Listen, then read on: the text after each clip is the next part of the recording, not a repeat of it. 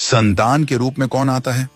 पूर्व जन्म के कर्मों से ही हमें इस जन्म में माता पिता, भाई बहन, पति पत्नी, प्रेमिका, मित्र शत्रु, सगे संबंधी इत्यादि संसार के जितने भी रिश्ते नाते हैं सब मिलते हैं, क्योंकि इन सब को हमें या तो कुछ देना होता है या इनसे कुछ लेना होता है।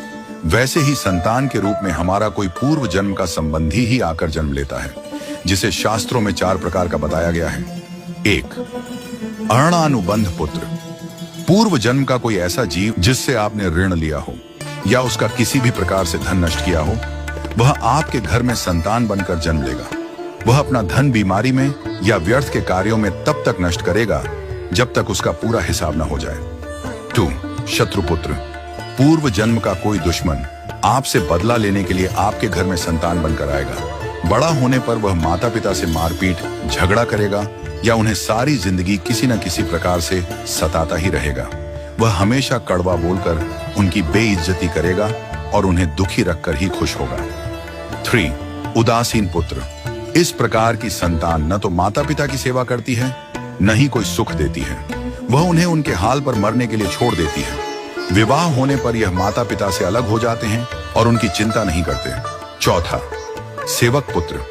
पूर्व जन्म में यदि आपने किसी की खूब सेवा की है तो वह अपनी की हुई सेवा का ऋण उतारने के लिए आपकी सेवा करने के लिए पुत्र बनकर आता है। जो बोया है वही तो काटोगे।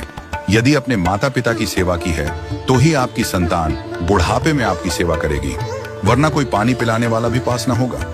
यदि आपने किसी निर्दोष जीव को सताया है तो वह आपके जीवन में शत्रु बनकर आएगा।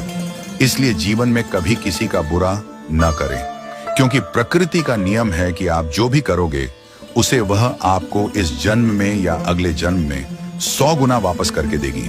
जरा सोचिए, आप कौन सा धन साथ लेकर आए थे और कितना साथ लेकर जाओगे?